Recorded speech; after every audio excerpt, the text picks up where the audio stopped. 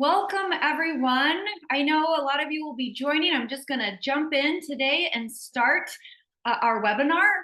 First, thank you so much for joining us. My name is Laura Podolsky. I'm with the UC Institute of Transportation Studies, or UCITS, and I'm delighted you joined us today for our webinar, The Road to Zero-Emission Trucks in California, Infrastructure, Vehicle Availability, and Fleet Readiness.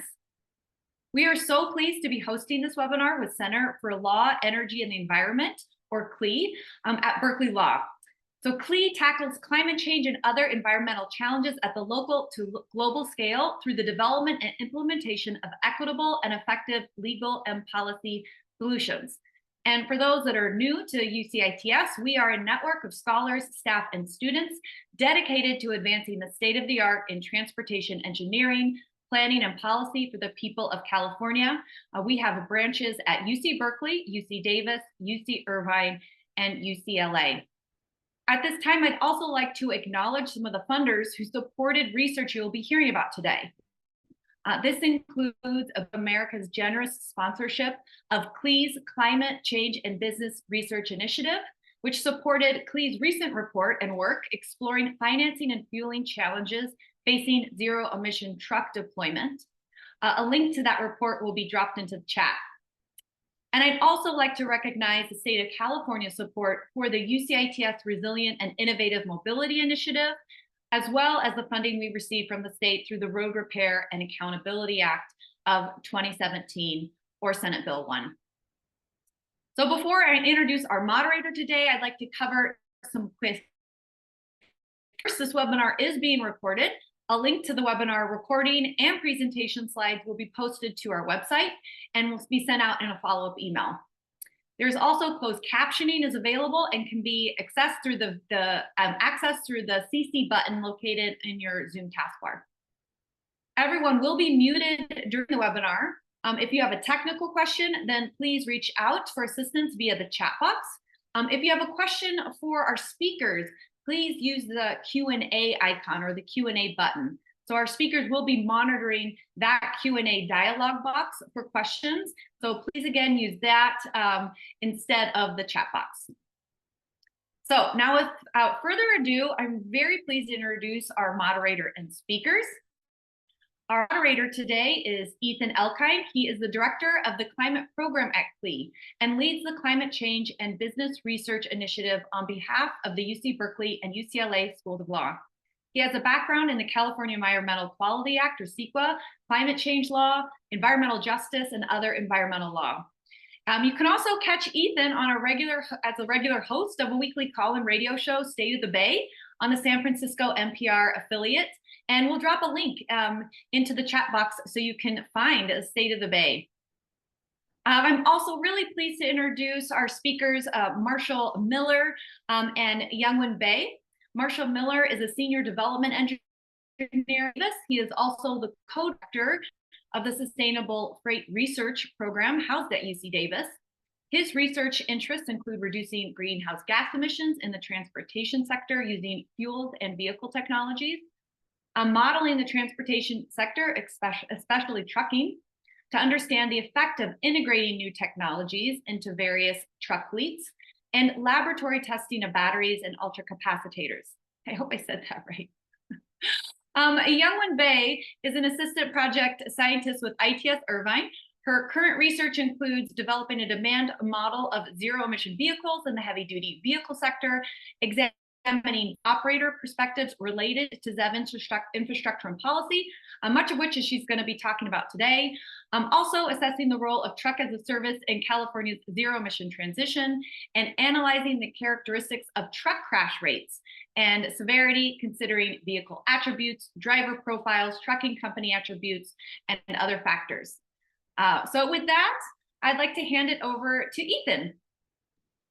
All right, thank you so much, Laura, and to you and Ali for helping to put this webinar together, to UC ITS for organizing and sponsoring. Great to be here. Great to see so much interest in this topic on clean trucks. I'll just put in one more plug for another audio program we're involved in, which is Climate Break. It's a short podcast featuring climate solutions. It's just 1 minute and 45 seconds, and it comes out each week. So if you want to get a dopamine rush of climate optimism, that's your your podcast, at least in my opinion.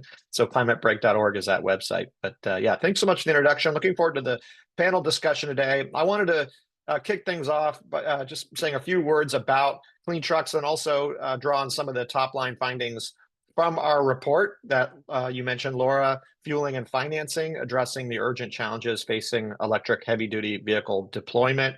And I see that Ali put the link there in the chat, so you can check out that. But yeah, many thanks to Bank of America for sponsoring that project. So when we think about clean trucks, it's hard not to think about what just happened with the election results, and maybe we can get into that a bit as the conversation unfolds. I'll just note that this is, the election results do magnify the importance of state-based policies on climate change in general, but certainly on this sort of, relatively emerging market of zero-emission trucks. And, California has been able to be a leader on transportation electrification more broadly because we have sovereignty under the Clean Air Act to exceed federal tailpipe emission standards. And that is subject to an EPA permission, EPA waiver to grant California to exceed federal standards. That's how we've been able to be a leader in light duty electric vehicles. Now on the heavy duty side, we are waiting on a waiver being granted by the EPA under the Biden administration for our advanced clean fleets rule. We have the advanced clean truck rule, and it seems to me likely that the Trump administration is going to do exactly what they did the first time, which is revoke the waivers that were previously granted. So it's a very precarious time, I think, legally for California right now. That waiver was revoked, but was never, the issue was litigated and never resolved because Biden got elected in 2020. So we'll see what happens this time. But I think, having that uncertainty is going to be unfortunate for this market getting going. And I think, like I said, it underscores the importance of the suite of California policies that are at issue when it comes to clean truck deployment.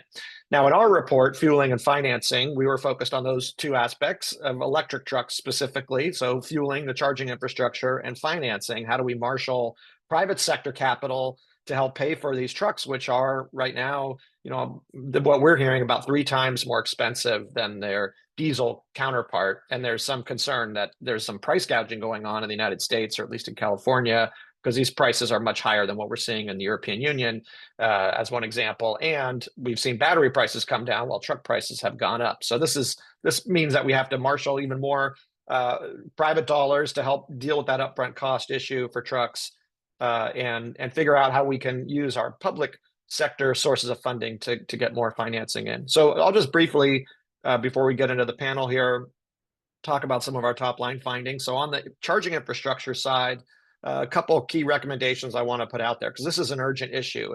If electric truck drivers, operators don't have access to high-powered charging, and in some cases are going to need it every night in a parking spot with a charger every night, in order to keep their businesses going and to make it viable to operate these vehicles, we need a very significant deployment of high-powered charging infrastructure. And on the public sector side, we need to see the state agencies coordinated, the Public Utilities Commission, the Energy Commission, and the Air Resources Board, really coordinated, and also the permitting side, the Governor's Office of Business and Economic Development, or GoBiz. So having some gubernatorial leadership on this would be really important.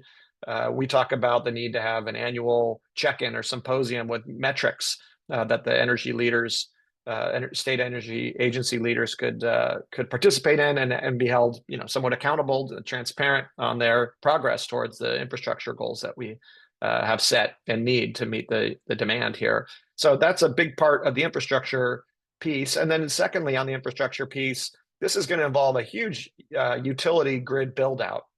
I mean, some of these charging depots are going to need almost new transmission line level amounts of power, and not to mention what's needed on the distribution grid.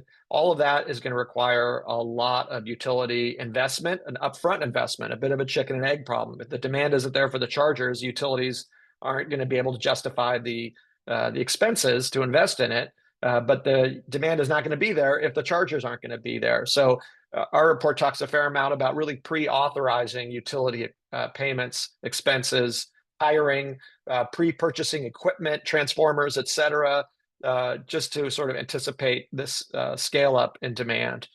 So on the infrastructure side, those are just two of the top line findings. You can find more in that report. On the financing side, we talk a lot about the need to retool the incentives, which are quite generous in California for these vehicles, with an eye towards getting as much uptake as possible, leveraging those public sector dollars as much as possible, and making it as straightforward and simple as possible to access those funds. So we have a lot of fairly specific recommendations along those lines. And then also on the financing, we need to do more outreach to the investment community. There's a lot of questions and lack of understanding around electric trucks specifically among the investor community, a lot of myths that need to be dispelled. So there's a strong need and a lot of recommendations that we have in our report about how to do more outreach to the investor community. And then finally, some of this financing is held up by the lack of data on the residual value of these vehicles, because we need more used vehicles out there to really show what their residual value will be. And then lenders can feel more confident if they know what these trucks could resell for.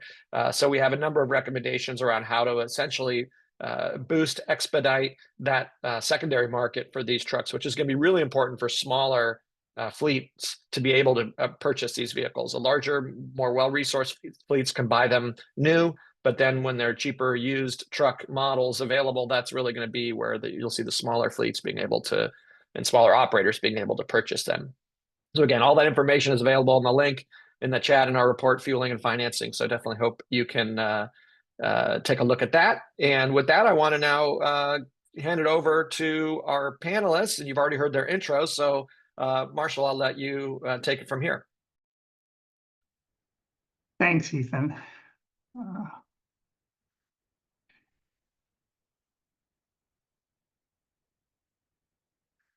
Okay, I will discuss two truck ZEV mandates, the Advanced Clean Trucks and the Advanced Clean Fleets regulation, and I'll focus on potential challenges for various stakeholders.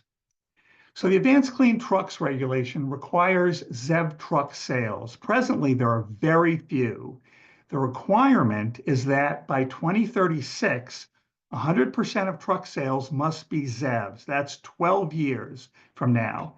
The Advanced Clean Fleets requires ZEV purchases from high priority and federal fleets and some other fleets.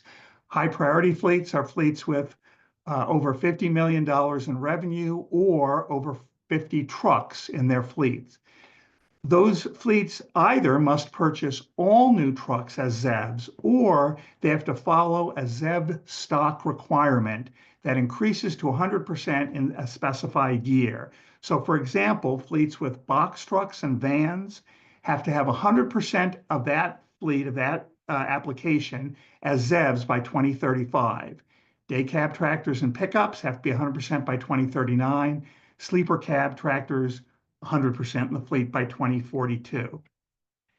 So these mandates are incredibly aggressive. That 12-year buildup to 100% sales is a very short time.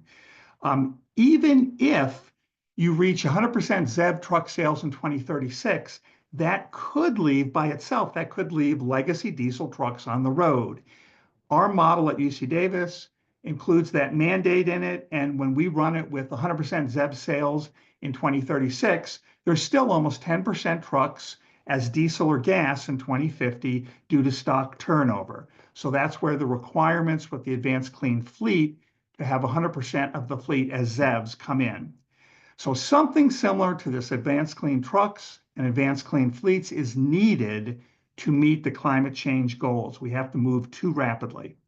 It is critical that enough progress in the next 2 to 5 years, the early part of the mandates, takes place to demonstrate that the ZEV program, that's the mandates, incentives, other regulations and rules, can succeed.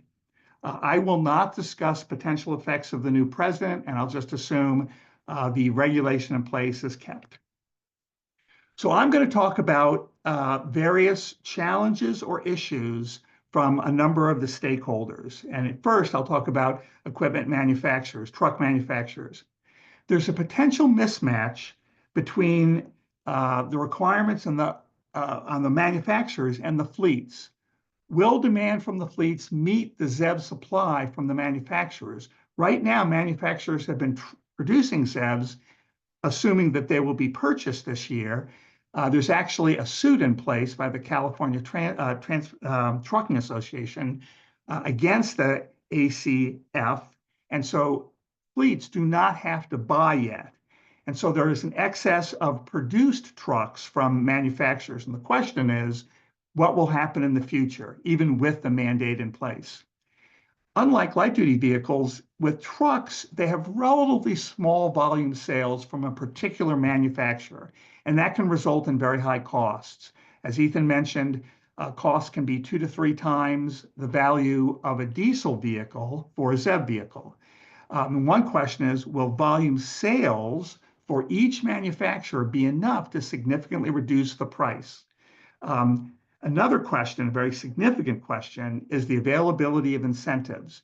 There is a program, the Hybrid and Zero-Emission Truck and Bus Voucher Incentive Program, known as HVIP, that has helped with pilot projects and demonstrations in the past. The question is, will this program or other programs have significant funding available once we start with the ACT and ACF and ZEV vehicles are ramped up significantly? Will there be enough incentives available for fleets to purchase and be comfortable with that purchase?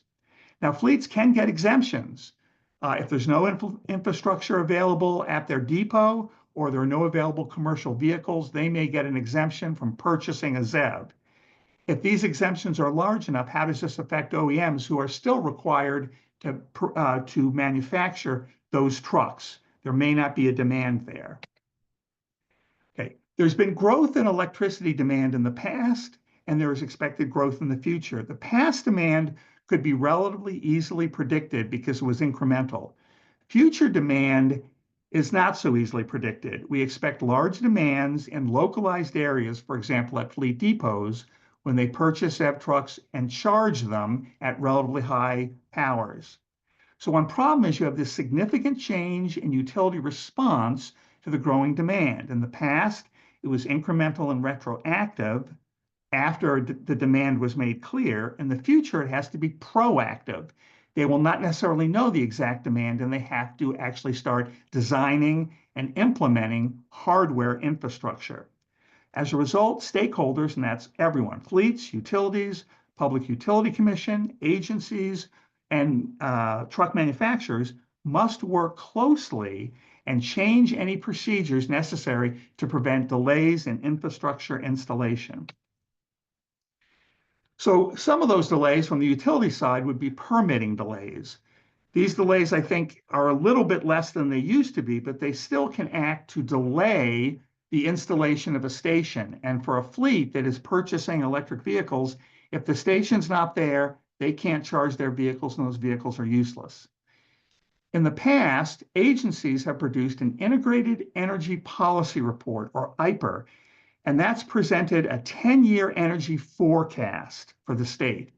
Utilities believe that we must now expand that to a 20-year demand forecast, and that's so they can have time to look at the demand far out in the future and be able to act proactively to meet that demand.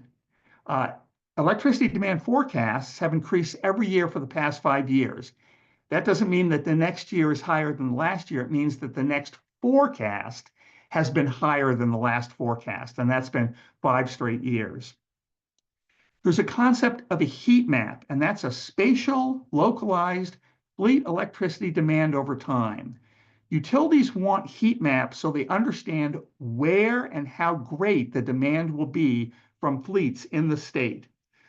They have asked fleets to supply them with estimates of what trucks they'll purchase, where they'll be charged, and how they'll be charged. Unfortunately, that's a difficult thing for fleets, and most fleets have not responded, maybe 10% or so. But the utilities rely on these heat maps in order to make estimates of future demands, significant demands, and be able to start proactively in meeting those demands. So how can we pay for this significant increase in infrastructure? Well, for the investment-owned utilities, there can be an increase in rates for ratepayers, and the utilities have to go to the Public Utility Commission to request that increase in rates. For the utilities that are not investment-owned utilities, such as SMUD, it's possible that the state could float bonds to be able to help them with this early significant investment in infrastructure.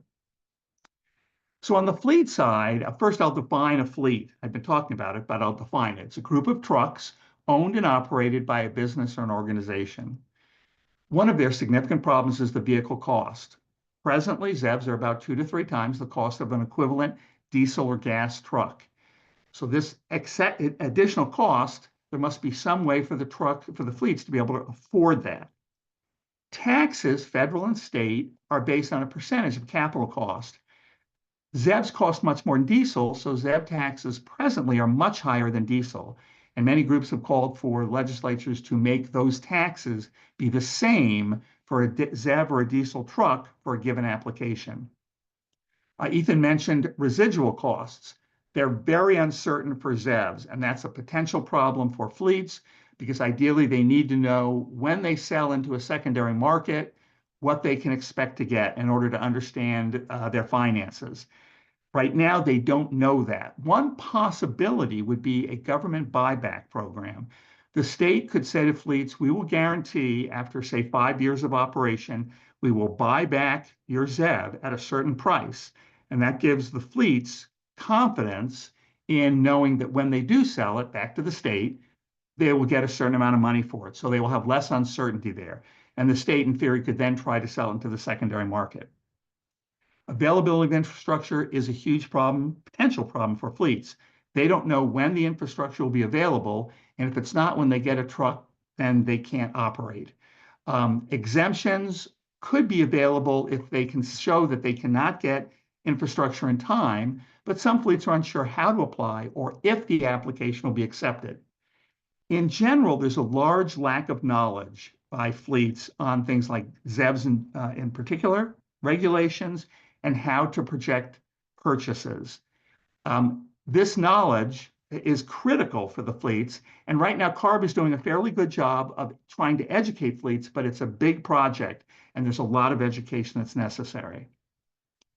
The California Public Utility Commission approves the general rate cases from utilities. One problem now is because of the significant localized growth, there's uncertainty in how much that growth will actually be there in 5 or 10 years. And so when a utility makes a general rate case, the PUC has less confidence in approving it. And so they have to figure out how to get around that. Because obviously if there's delays in approval, then there'll be delays in the installation of the infrastructure and delays in being able to power the ZEVs. They have allowed some proactive work before approval. This is necessary because delays in approval could result in stranded battery electric vehicles. The PUCs also have to identify staffing constraints. There's likely going to be need for additional staffing due to these difficult rate case approvals. So in summary, stakeholders, and that's fleets, utilities, Public Utility Commission, agencies, truck manufacturers must work closely together to support the mandates. Funding is critical. Early significant subsidies are necessary in order to allow fleets to be able to purchase these vehicles that are quite expensive. The funds have to be available. We must ensure that they're available to prevent delays. Maybe there could be this buyback program that I talked about, or there could be a fee-based program, or both. The fee-based program would assess a fee on diesel trucks, and that fee would help pay for rebates on ZEVs. And in theory, you could make that fee-based program revenue neutral, so the state would not have to kick in any money. I mentioned that there needs to be an expansion of the timeline, 20 years for a demand forecast for energy or electricity in the state. The fleets must be educated on ZEVs, regulations, and projections, and it is absolutely critical to monitor the status of the mandates and the infrastructure rollout. This first 2 to 5 years is critical for the success of the mandates, and if we monitor how things are going, we can identify possible problems and maybe tweak or change the program's mandates slightly so that we can actually meet a smooth demand of this rollout. Thank you.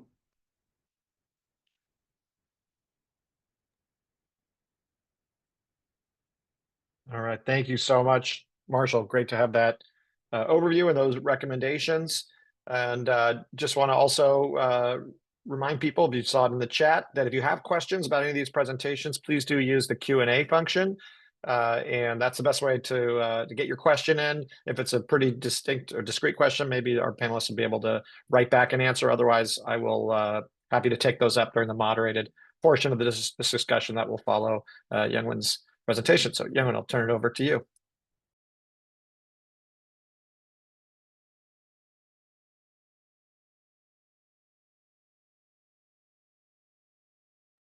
Oh, you're muted, Youngwon.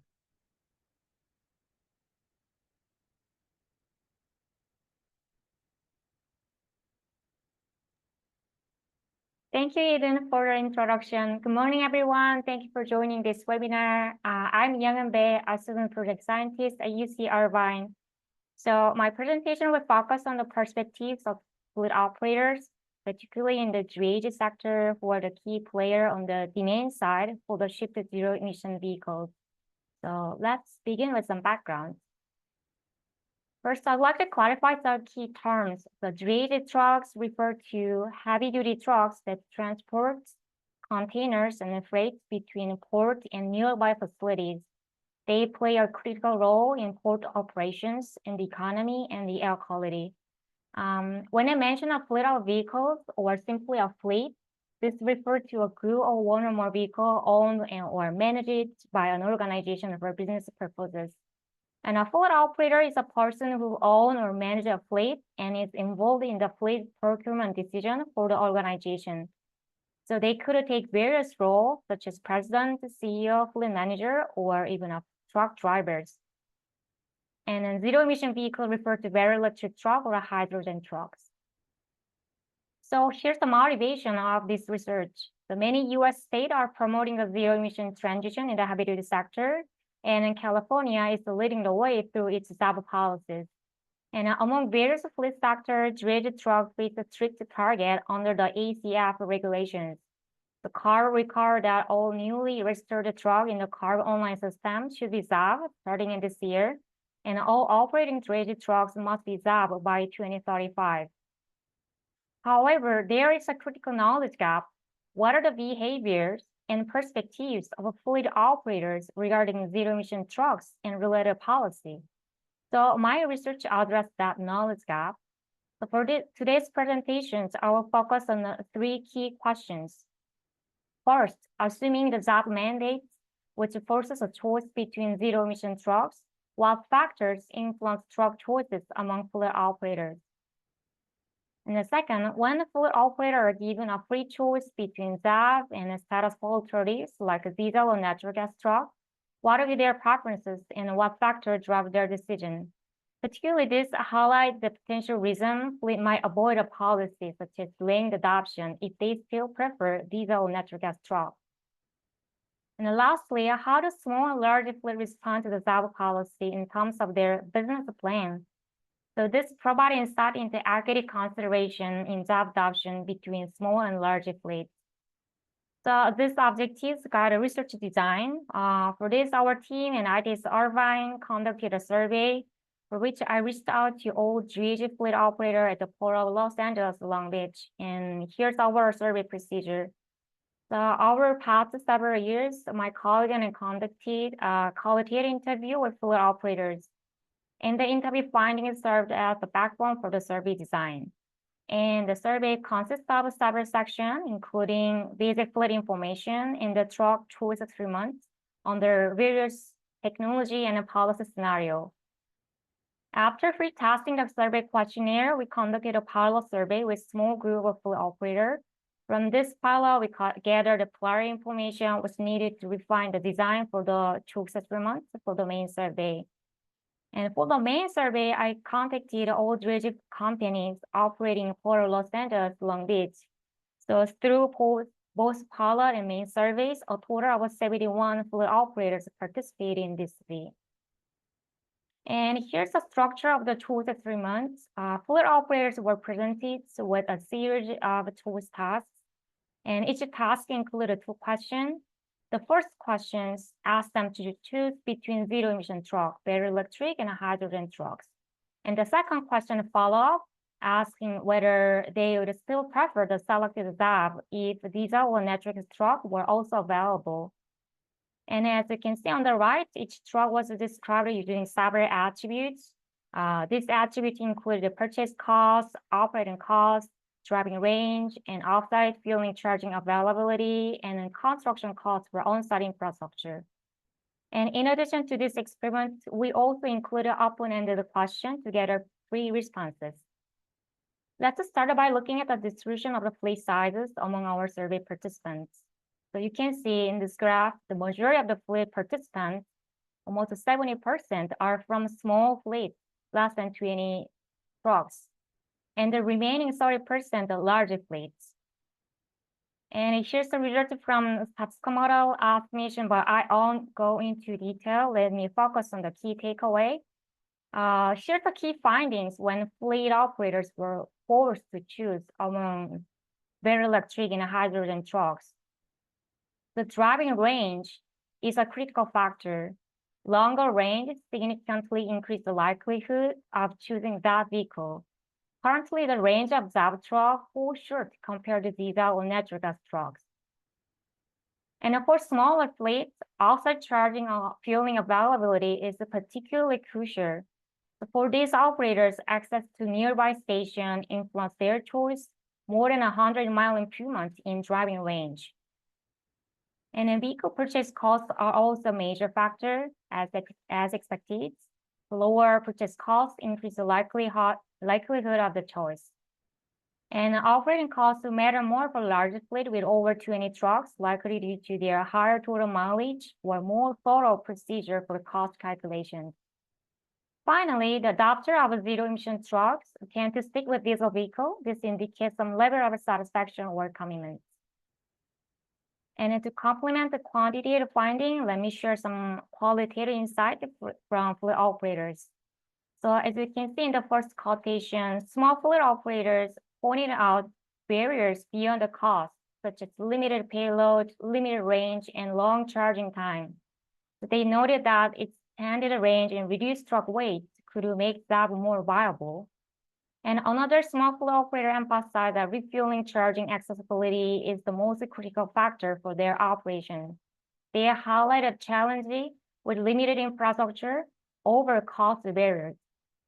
And in addition to small fleet, large fleet operators also raised concern about affordability. They questioned how business or driver can afford $450,000 for trucks. And here's the key finding from the free choice task, where fleet operator had the option to choose a zero-emission truck or stick with diesel or natural gas trucks. Driving range and vehicle purchase costs remain critical factor for this choice. And construction costs for on-site charging infrastructure were found particularly significant in this free choice task. The findings suggest that without financial incentives, the high construction costs could delay the ZEV adoption among fleet operators.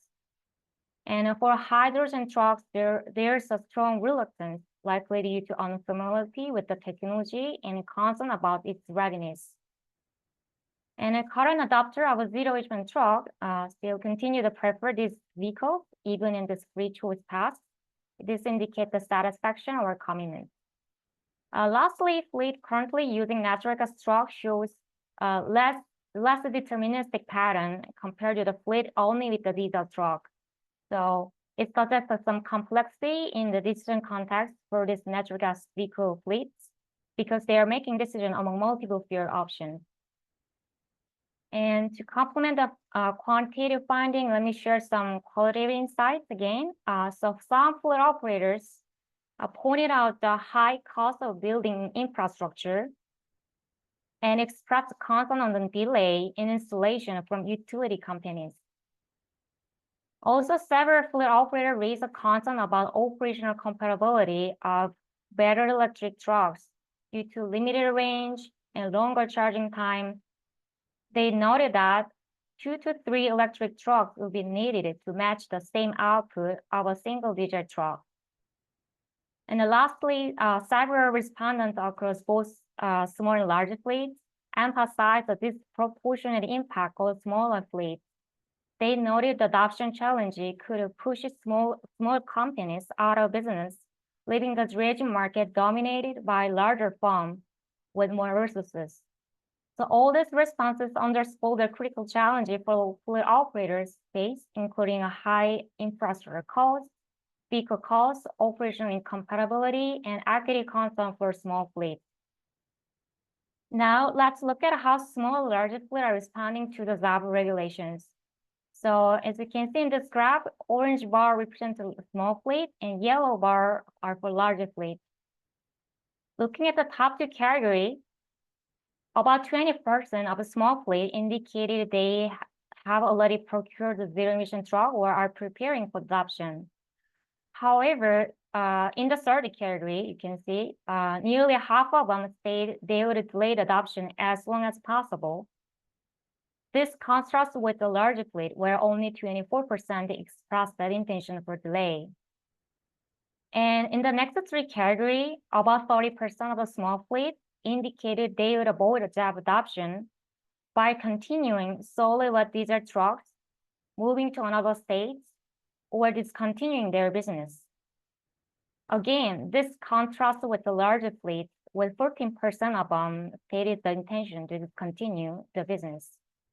This highlights the significant gap in ZAB adoption between small and larger fleets, with smaller fleet indicates much more reluctance and challenges in making the transition. So here's the conclusion of my presentation. Understanding fleet operator perspectives is crucial for achieving the zero-emission transition. They reported many adoption challenges across limited infrastructure, high cost, and operational incompatibilities. And there are differences in the business plan between small and larger fleets. This highlights the equity issue in ZAB adoption. And then lastly, both the small and larger fleet have a concern about disproportionate impact on smaller fleets. They emphasize the need for tailored support for smaller fleets. So let's wrap up with the key policy implications. First, it's crucial to continue to support infrastructure for all fleets. Particularly for smaller fleets, targeted solutions could be especially helpful, such as offset charging option, charging as a service, or truck as a service. Second, expanding driving ranges through R&D support is essential to improve operational compatibility. And purchase incentives should be continued, and targeted outreach can also make a difference, focusing on operating cost benefit large fleet and education for small fleet about their cost calculation approaches. And ZAB trial program should be continued and expanded. And lastly, more support is needed for small fleets to alleviate their adoption challenges. Before I finish electric technology, the contributor, this research was funded by UC ITS STRP program. Professor Ritchie and Dr. Wind were the key contributor. And there are many other contributors who helped with the survey. And lastly, I'd like to send a special thanks to the dredge companies who participated in this survey. For more details on my work, you can check out my papers and a comprehensive presentation at the coming TLB in January. Please feel free to reach out if you'd like more information on any of this. So that covers everything for my presentation. Thank you so much for your time and attention. And now I'll hand it back to our moderator, Eden, for a Q&A session. Thank you very much. All right, thank you, Youngwon. Excellent report there on the real nitty-gritty challenges to adoption. So I think that really helps illustrate just how challenging this transition is going to be. So we have a lot of good questions in from the audience here using that Q&A function. So do encourage you to continue to add your questions there. I know our speakers were able to write in some answers to some of these questions. I wanted to kick it off with one question, which is the potential effect of the long-term decreases in battery price. I mean, we've seen this on the light duty side. If you think about where we were 10 years ago with only, really expensive, six-figure vehicles at 300-mile range. Now we're at the point where you can get, vehicles in the $20,000 range. On the light duty sides, battery prices are expected to continue to decrease in price. We're going to probably start seeing solid state batteries, for example, in the next 4 to 5 years. I know ICCT really projects that, by the early 2030s, you'll see cost parity with these vehicles. So given the sort of long-term trajectory, the continued incremental improvement that we've seen in energy density and price of batteries, how would you see this kind of playing out? Obviously, it doesn't necessarily address our immediate challenges, but I'm wondering, how much of this, expected innovation and price decreases are going to be changing the dynamics that you're observing? And happy to have either of you jump in if you want to answer that one. Well, we do what we call total cost of ownership analyses, where we try to understand the cost to own and operate the trucks over its lifetime. And that includes the cost of the batteries. And we do that for trucks being purchased now and being purchased out in 2040. So an important part of that is understanding exactly that question. How will battery prices, as well as other prices, fall over that time? I think it depends who you ask. If you ask a lot of the people doing analyses specifically on battery cost, they have costs continuing to come down through the 30s, out to 2040. By 2035, almost most of the cost reductions have already been projected, and maybe a little more by 2040. If you ask the fleets, they're much less encouraged by this. They think that it's possible that battery costs won't fall that much. And one reason is there's a difference between trucks and light-duty vehicles. The number of vehicles sold for light-duty vehicles is quite high. So there's plenty of room to have volume sales reduce the cost. For trucks, for a particular manufacturer, there are many, many fewer volume sales, even out for 5-10 years. And that could make the reduction in battery costs much slower. So that's what we're hearing from some people. Other people say, no, it'll be fine. I think we'll have to say, and for new technologies, we just don't know. We don't know when they'll be commercially available. The battery manufacturer people want to tout, in 2030, we'll have the perfect battery. Well, when it is commercially available, we'll have to see. Great. And Youngwon, do you want to add anything to that?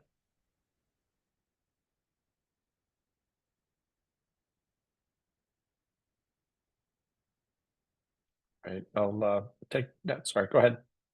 Yeah, I think I agree with the Marshall. Yeah, with the points you're making. Yeah. Okay, great. Let me go to a couple some of the audience questions here that have come in. We've got some really good ones.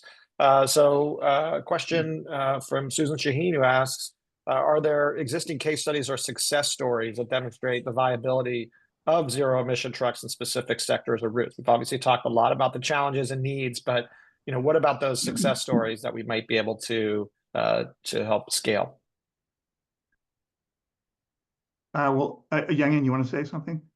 Yeah, so I surveyed a lot of the companies in operating the dredge truck in Port Elizabeth and Long Beach, and then there are some success stories, but there are mostly the larger fleet with more resources, and then they have some operation characteristics comparable with the battery electric trucks with the limited ranges. But I'd say a more support for needed for smaller fleet, which has less resources, and then more support needed to meet their operational compatibilities and infrastructure needs. Yeah, I agree that present ranges for some truck options are lower than what fleets would like.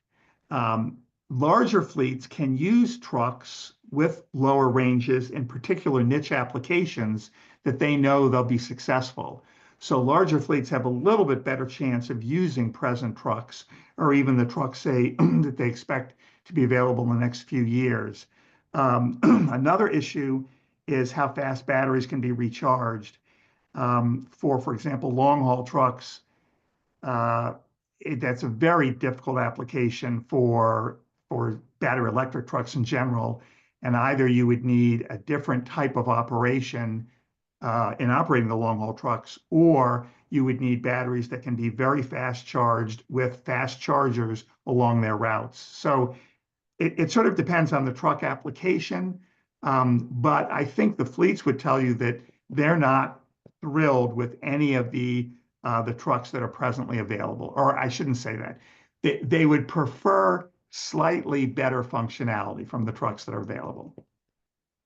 And I know that if you look at the surveys of how far trucks tend to drive, I think the vast majority of trucks are driving, I think it was something less than 150 miles per day. So, we don't necessarily need to solve the infrastructure problem for all trucks, but I think for some of the longer range routes, obviously that's going to be the most critical. So a number of questions have come in. Oh, sorry, Marshall, if you wanted to. Well, just a quick thing. It's true that a lot of trucks on average will drive less than 150 miles a day, but those trucks might even 3 to 5 days a year need to travel 200 or more. And a fleet would prefer not having to say, oh, this truck, normally it's fine, but we have to remember it's not available for these particular routes. So yes, that's true. Ranges can be shorter than most battery. The trucks will drive shorter than most battery ranges, but the fleets want them available 365 days a year. So that makes sense. And for consumers, there's a sort of joke that an electric vehicle has to meet 105% of all use cases, and the consumer's envisioning, I'm going to drive across country someday. But when we're talking about a truck operation, it's not an optional thing. You've got a business to run, and time is money, et cetera. So this is a much harder market in that sense. We did get a bunch of questions related to pricing, so I'm going to kind of do my best to lump them in here. So one question, which I think Marshall, you might answer, is in writing, is about total cost of ownership and how that's factored in. But another question was related to the cost of insurance, if that might play into the price differential. And also someone asked about whether or not all the public incentives that we have for trucks is leading to the difference in price of trucks here compared to, say, European Union, where the prices are much lower.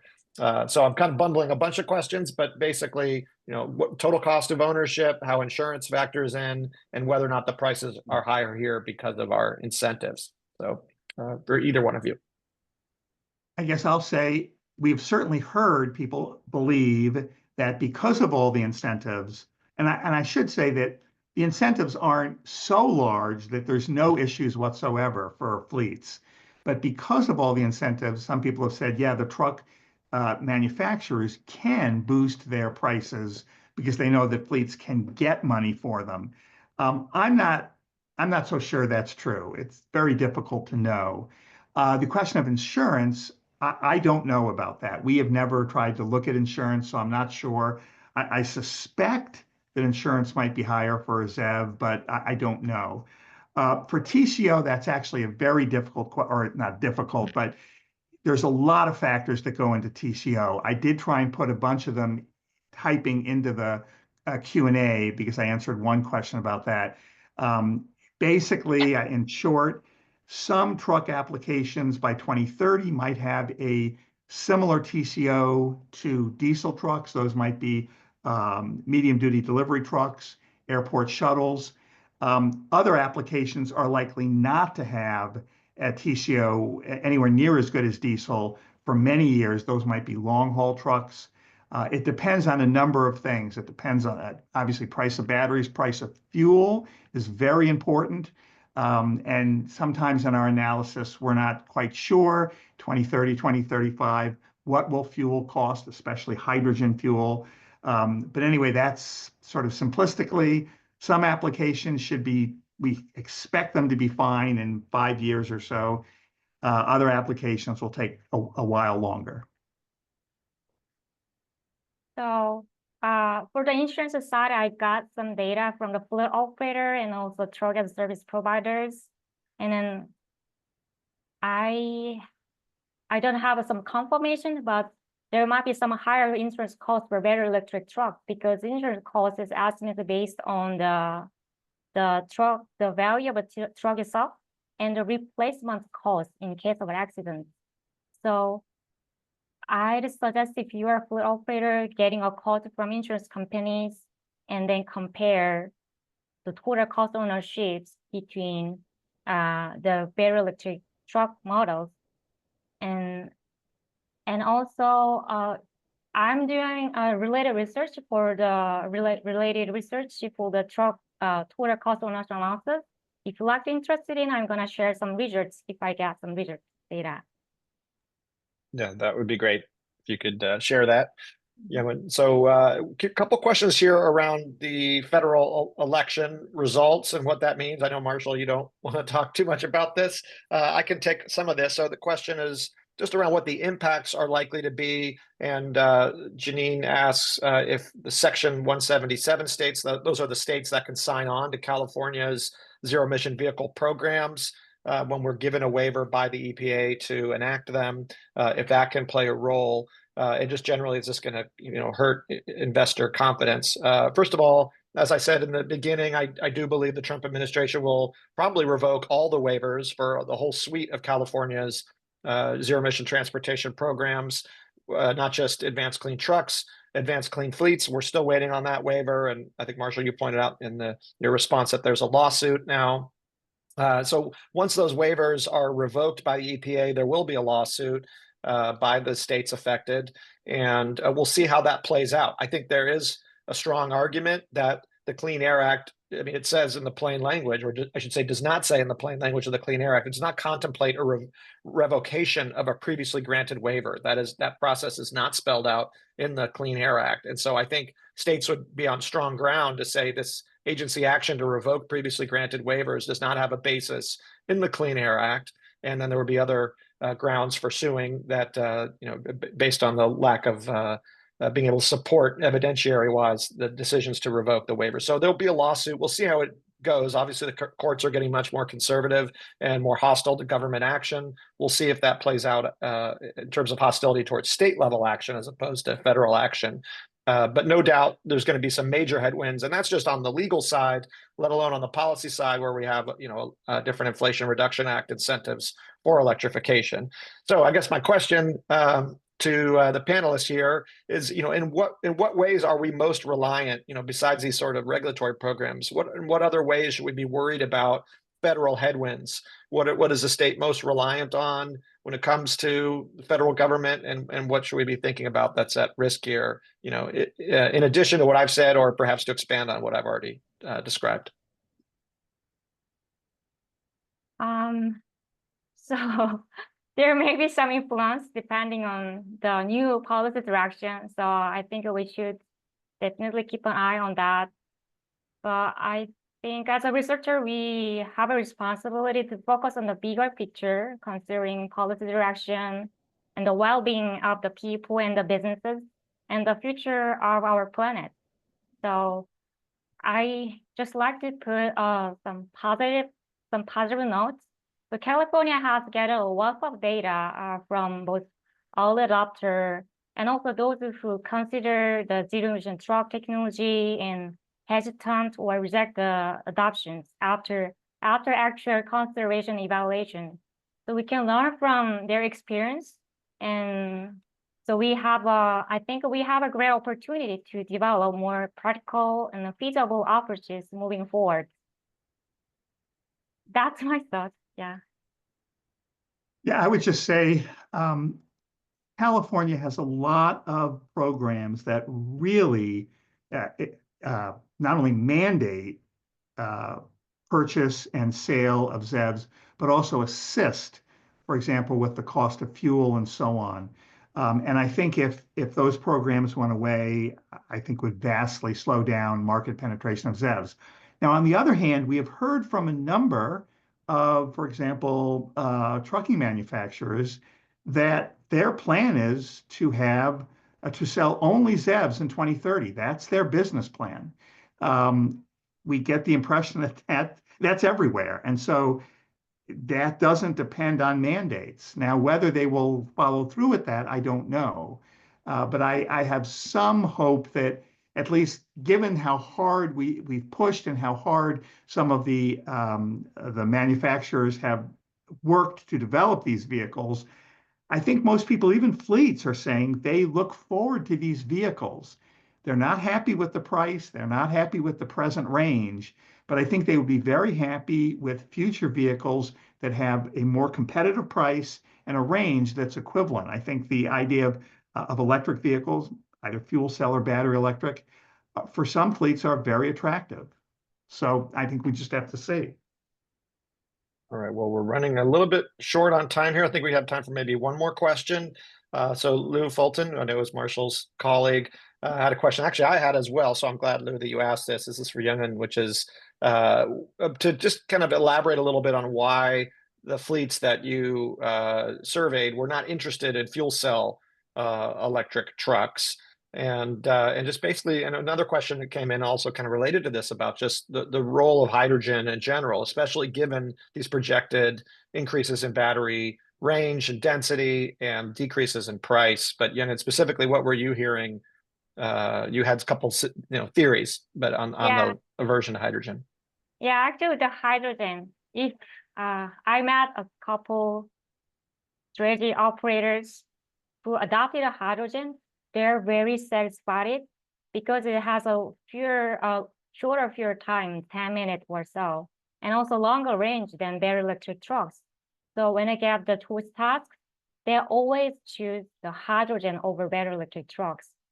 But the reluctance or this inclination of the hydrogen is for some average fleet operators because they are not that much familiar with the hydrogen option. And then their concern is no infrastructure at all. But I think if there's a much more infrastructure for hydrogen stations and they found that it's feasible for their operation, they will like it because its fueling time is very short. Yeah, it's comparable to the diesel stations. So. All right, about 30 seconds or so, Marshall, if you wanted to weigh in on the hydrogen question. What we've heard from fleets is that they've looked at battery electric trucks. Many of them have purchased hundreds of them, the larger fleets. Their view of fuel cells seems to be they haven't had a chance to really put them in service and evaluate them. They feel that they need something like 5 years or so and able to properly evaluate fuel cell trucks. And then at that point, they would come back and say, yeah, they look good, or we still have these issues or whatever. Clearly, it's going to be the case in the vast majority of times.